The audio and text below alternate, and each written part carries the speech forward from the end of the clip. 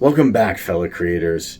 Are you in a stressful situation right now where you're just shaking? Oh, I have so much to do. I don't know how I'm going to get it all done. Or I got in an argument with so-and-so, or I don't know what's going to happen with A, B, and C. You're freaking out, and you're constantly worrying and thinking of a million possibilities. And that stress is actually killing you, not the circumstance you're in. So how can we move past the stress and the circumstance? Well, here's Dr. Joe Dispenza on some insights on why stress is killing you and how to move past that.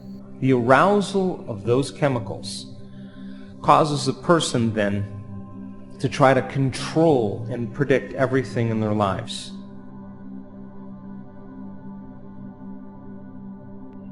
The formula that we teach, the formula is really about brain coherence and heart coherence. And when you're living driven by the hormones of stress and you're living in survival, and the rush of those chemicals causes the arousal, begins to cause you to feel more in your body, more like a body, more attention on your outer environment. That's where the danger is, and preoccupied with time. The arousal of those chemicals causes a person then to try to control and predict everything in their lives, because they're experiencing a loss of control. They're experiencing the inability to predict the next moment. They have the perception that something's getting worse. And people spend 70% of the time living this way. And now they're shifting their attention to the one person, to the one problem, to the one place the problem exists, then back to work, and then to their boss, and to their coworkers, and then to their children, and to appointments. And every single one of those elements is already neurologically in their brain. There are neurological networks for every person, every object, everything, every place in their life. So then, as they shift their attention from one neurological network to the other, their brain begins to fire very incoherently. And the brain moves into an alert state called high beta brainwave patterns. And people get stuck in that state. And they overanalyze everything in their lives. And they drive their brain further and further into higher states of high beta. So then they're always preoccupied with what's going to happen in the next moment. And the majority of the time, they're thinking about the worst thing that could happen. And when you live in that state, you're combining a thought of the worst thing with the feeling of fear or anxiety. And here goes the conditioning process again. And so now the body's becoming conditioned to live off that rush of adrenaline. And the mind is stimulating the very circuits and chemicals to produce more of those emotions. And living in survival is living in stress. And it's not a time to eat. It's not a time to digest. It's not a time for long-term building projects. It's not a time to learn. It's not a time to open your heart. It's time to run, fight, or hide. And people live the majority of their lives this way. And their brain begins to fire very disorderly. And the stronger the emotion the person feels from whatever stressor is causing it in their environment, the more they narrow their focus on the cause. And they habituate into this type of focus called a narrow focus. Focusing on objects, focusing on the material world, because the hormones of stress heighten the senses to cause us to become materialists. We don't see it, we don't smell it, we don't hear it, we don't taste it. We don't feel it, it doesn't exist. So we become materialists. We can't dream in that moment. It's more important to narrow your focus on matter, on the material world. And people get fixated and over-focused.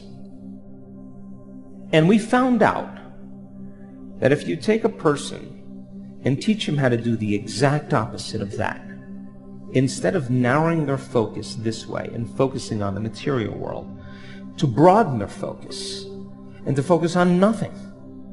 Take their attention off of everything material, off their body, off the people in their lives, off the objects, their cell phones, computers, their cars.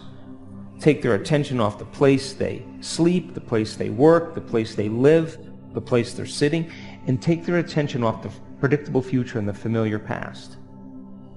And broaden their focus and just keep opening their awareness to nothing. That all of a sudden, brain waves begin to slow down, because when they're sensing, they're not analyzing, they're not thinking. And the act of sensing begins to suppress the neocortex and starts to move into an alpha brainwave pattern. And then, if you do that properly, you can open your focus and keep it open. All of a sudden, those different parts of the brain that were fighting against each other start to synchronize. They start unifying. They start functioning in larger communities. And what syncs in the brain starts to link in the brain, and all of a sudden the brain starts firing in a more holistic state. And when your brain is incoherent, you're incoherent. And when your brain isn't working right, you're not working right. But all of a sudden now, they're beginning to connect to an invisible field of energy and information called the quantum field. And its signature, energetically, is greater and greater degrees of order, greater degrees of wholeness or oneness, less separation. And if you can teach a person how to connect to that field, they can't experience it with their senses. They understand that they experience this reality with their senses. They could only experience it as an awareness.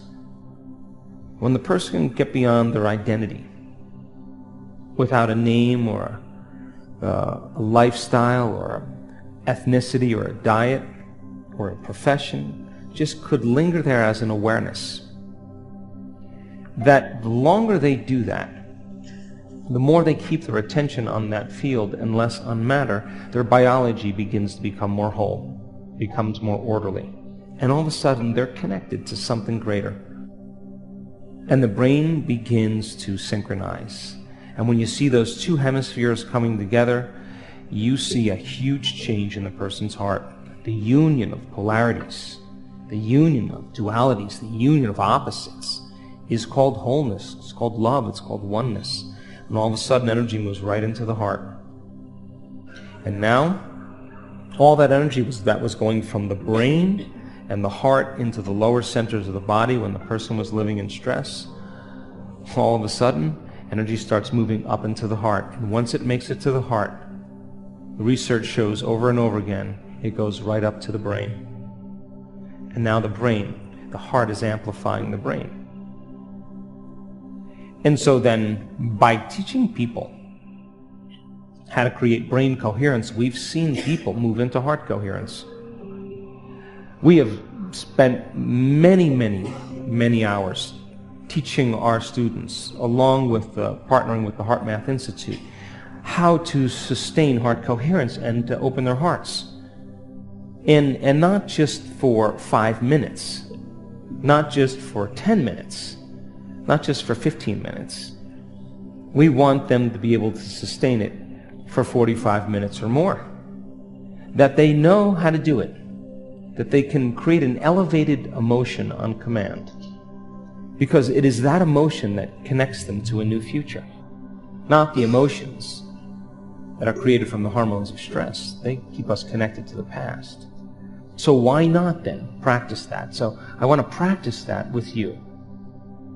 And then I want to give you the opportunity to find the sweet spot of the generous present moment. And when you disconnect from everything material and you move into that present moment, that is the unknown. Most people wake up in the morning and the first thing they do is they start thinking about their problems. And those problems are just memories that are etched in their brain that are connected to certain people and objects and certain things and certain times and places. They're remembering the past. And if you believe that your thoughts have something to do with your destiny, that person's thinking in the past. They're framing reality in the past. And every one of those problems has an emotion associated with them. And the moment the person feels unhappy, the moment the person feels unworthy, the moment the person starts to suffer, now their body's in the past. And how you think and how you feel creates your state of being. So most people wake up with their entire state of being already in the past. And once again, it just takes a thought, an image, or a memory, and a feeling, a stimulus and a response. You're conditioning the body into the past, and that's the known. And every single day, people wake up and do that.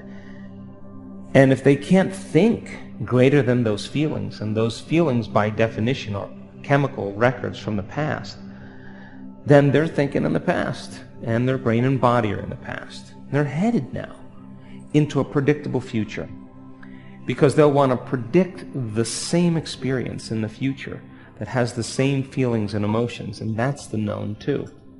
And they wake up and they run through a series of routine automatic behaviors that they've been doing for years on end. And it's their body that is dragging them into a predictable future based on what they did in the past. And they've lost their free will to a program. But there's no unseen hand that's dragging that person into the future. They've programmed their body to become that mind. They've done it so many times that the body now knows how to do it better than the conscious mind, and it's the body now.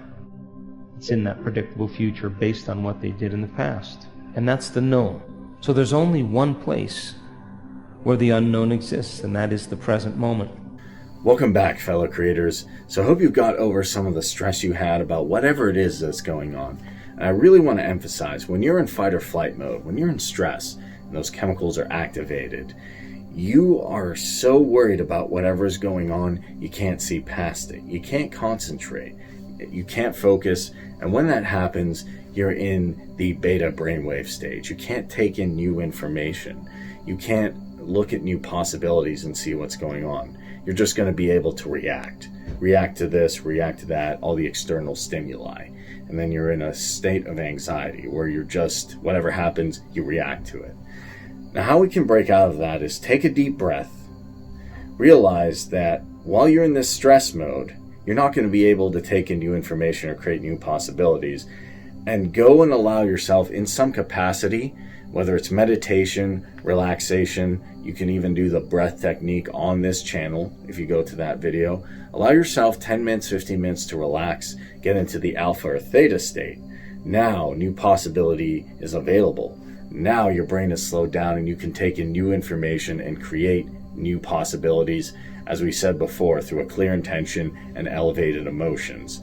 And that's why stress just doesn't work out. You can't produce new outcomes, and you really can't even take the information to produce new outcomes. So I hope that gave you some insight on why stress is killing you and how to get past it. So be sure to subscribe, hit that notification bell, like the video, leave me a comment below, and as always, thanks for watching. Take care.